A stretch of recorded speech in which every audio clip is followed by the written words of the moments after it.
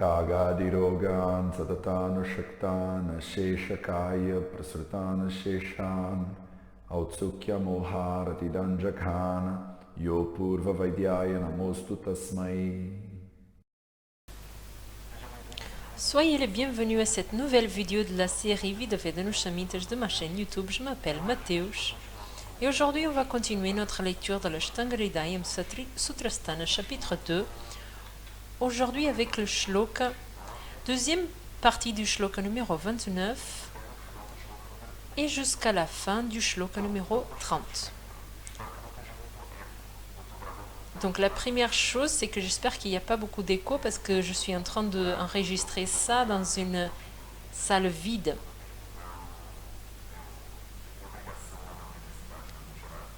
Je vais bientôt finir mes obligations dans l'université de Gujarat.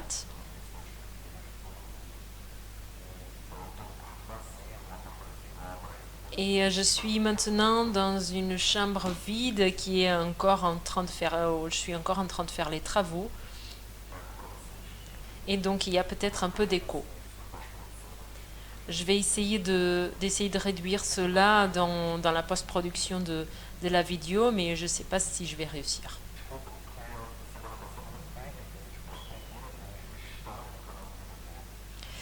Je regrette parce que la semaine dernière, pour la première fois, il n'y a pas eu de vidéo. Pour la première fois dans l'histoire du VideoVed, je n'ai pas publié de vidéo le mercredi dernier de cette leçon de l'Ashtanga Hridayam. Mais en réalité, j'ai vraiment pas eu le temps. J'étais au Brésil en travail et ça a été vraiment très très intense mon travail là-bas. Donc désolée à vous tous parce que j'aime bien tenir mon rythme. Et c'est pour retenir ce rythme que je suis aujourd'hui en train d'enregistrer dans ces conditions. Donc là je suis en Jamnagar, donc je fais cet enregistrement depuis Jamnagar dans l'Inde, tout ça pour vous.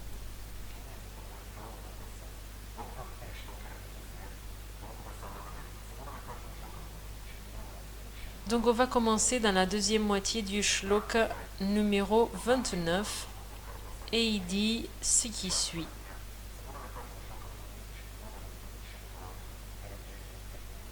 Napidayedrindriyani nachatanyani lalayet Trivargashunyam narambham bhajetam chavirodhayam Anuyayat pratipadam sarvadharmeshu madhyamam. Donc on est en train de continuer la lecture de Satvruta, les règles qui vont conduire à la joie, les choses que vous devrez faire tous les jours de Dinacharya, qui peuvent conduire l'être humain à la joie. Donc on a déjà vu les conduites physiques comme brosser les dents, etc. Et aujourd'hui, on est en train de voir tout ce qui est les conduites morales. Et dans le shloka d'aujourd'hui, il dit Indriya, ce sont les organes des sens. Indriyani, c'est le pluriel de Indriya, donc c'est tous les organes des sens. Na, c'est non. Pidayet, c'est casser, forcer quelque chose. Donc il dit, les organes des sens ne doivent pas être utilisés jusqu'à être complètement détruits, ne doivent pas être surusés, jusqu'à que vous les cassez presque. Donc vous devez faire attention à vos organes des sens.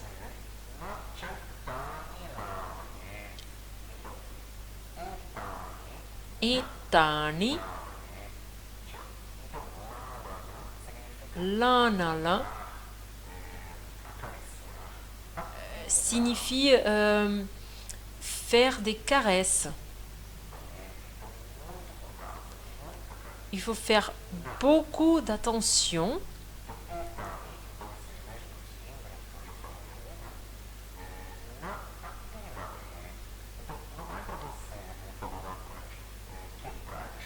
donc il a dit en premier lieu, vous ne devez pas utiliser ou suruser vos organes d'essence, vous ne devez pas les user de trop. Mais vous ne devez pas non plus les faire une attention trop exagérée à ces organes de sens, une attention où vous les utilisez vraiment presque pas.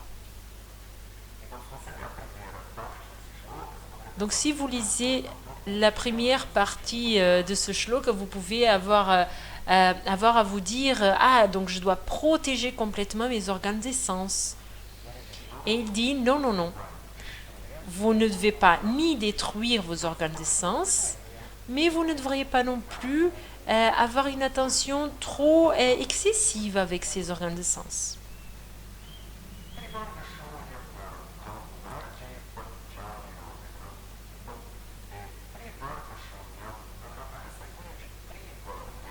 Trivarga Shunyam, cette idée de Trivarga, Tri signifie 3, Varga signifie les groupes. Donc Trivarga, c'est un terme qui signifie beaucoup de choses. Ça signifie par exemple la Trinité. Dans l'hindouisme, la création, la manutention et la destruction.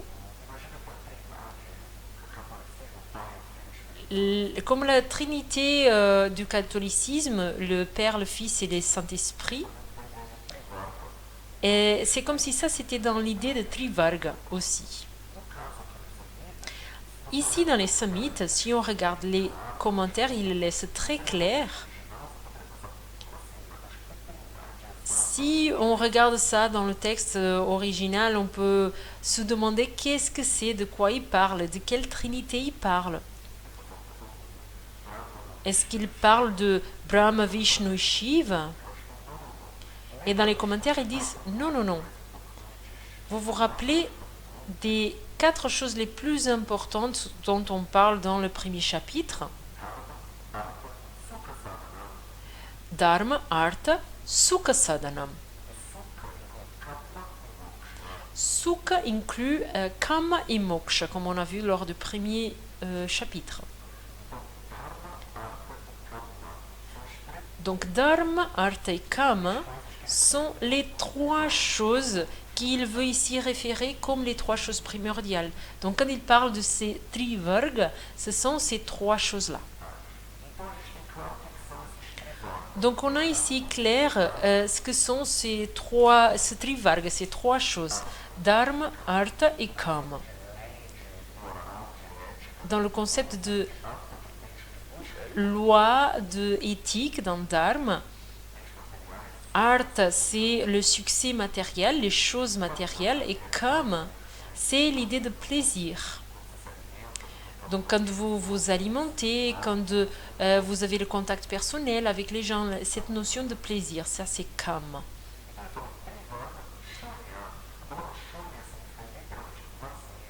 Trivarga Shunyam. Shunya signifie littéralement vide. Donc si on regarde dans le commentaire, il utilise également le mot Rahita. Rahita signifie oublier, laisser de côté. Donc ce qu'il essaye de dire avec Trivarga Shunyam, ces 3 choses, Dharma, Artha et Kama, ne doivent pas être oubliées, ne doivent pas être laissées de côté. Narambham, commencer une gestuelle, un mouvement. Napajet. Pajet, c'est expérimenter quelque chose.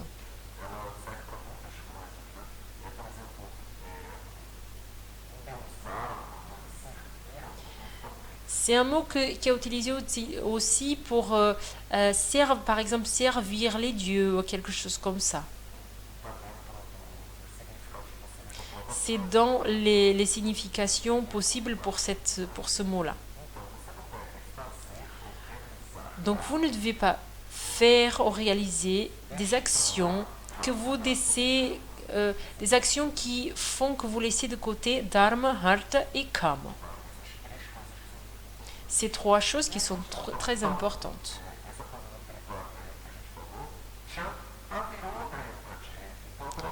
Et après il dit cha avirodham pachet. Avirodha signifie qu'il y a de la consistance, de la congruence. Donc d'un côté, vous ne devez pas laisser de côté ces trois choses fondamentales quand vous réalisez vos actions, mais vous devez aussi être toujours cohérent avec ces trois choses-là. Donc toutes les actions humaines, elles doivent être connectées avec dharma, artha et kama. L'idée de moksha, peut-être qu'elle ne rentre pas ici de façon très évidente, parce que moksha, c'est s'ouvrir ou se libérer de toutes ces choses-là, en fait. C'est quand vous transcendez tous ces biens matériaux, les plaisirs, etc., et la vie sociale. Et puis il continue.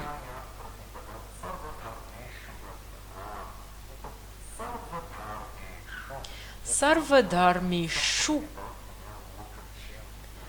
C'est une conjugation grammaticale en sanskrit. Sarvadharma signifie que tous les cas, toutes les règles, toutes les lois qu'on a vues jusqu'à présent, qui font partie du chapitre qui parle de dharma. Donc dans tous ces cas,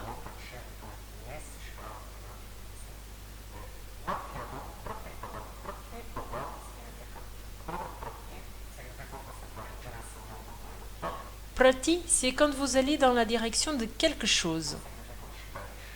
Prati signifie les pieds. Donc pratipatam signifie marcher dans la direction de quelque chose, littéralement. C'est rentrer dans un mouvement, commencer un mouvement, aller dans une direction. Madhyamam, madhya signifie la moitié, le milieu.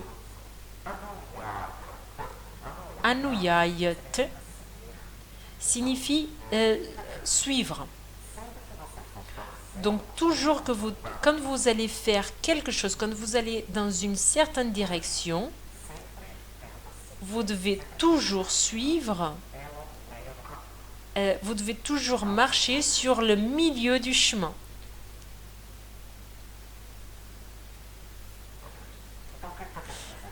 Donc ce qui veut dire ici, c'est ce que les bouddhistes appellent le chemin du milieu, justement. Toujours quand vous serez en train d'observer ces règles, ces choses-là, d'éthique, vous devez toujours essayer de trouver le chemin du milieu.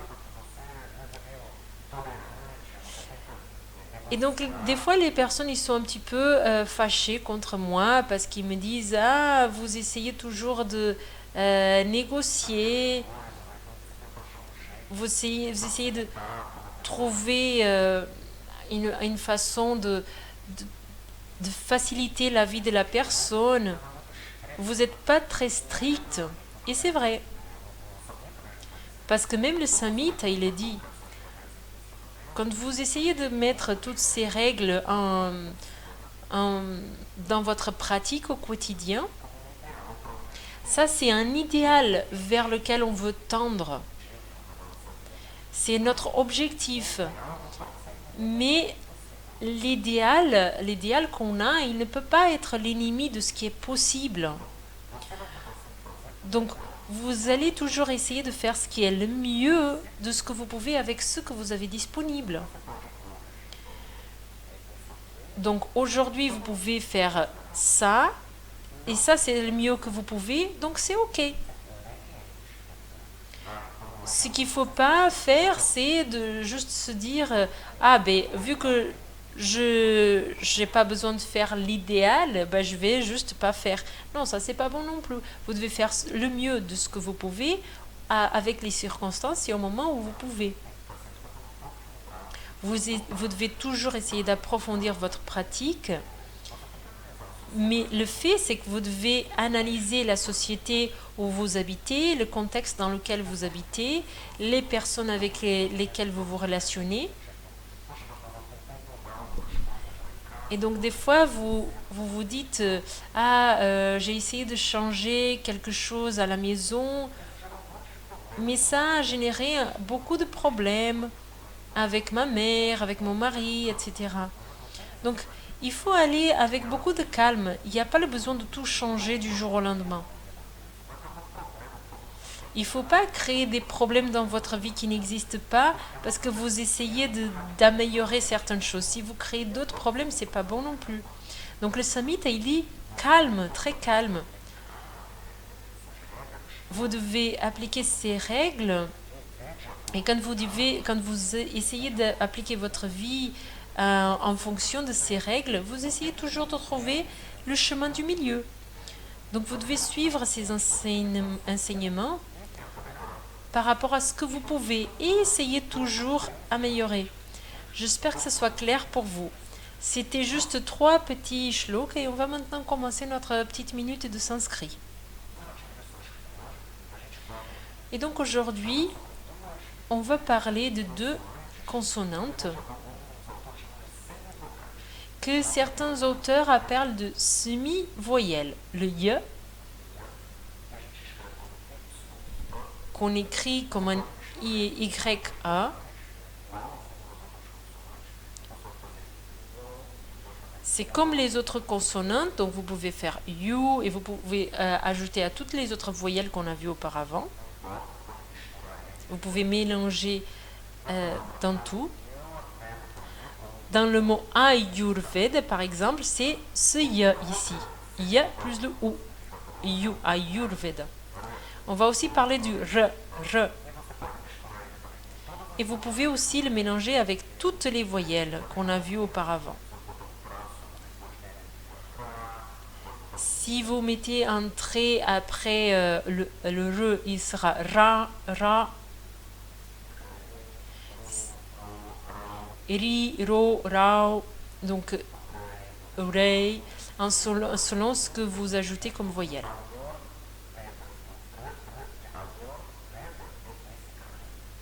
Donc la Yurveda de Ayur, le R de Ayur, c'est celui-ci en fait. Donc on a le Ayu, on retrouve le Y ici, et Ayur, le R à la fin de Ayur, c'est celui-ci. Donc on va apprendre comment ça se mélange avec d'autres consonantes. C'est très intéressant. On va voir ça un peu plus devant dans notre enseignement en sanskrit aussi.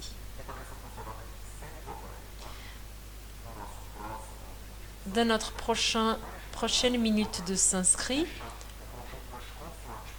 on va voir 2 autres consonantes pour fermer ou finir cet ensemble de consonantes principales.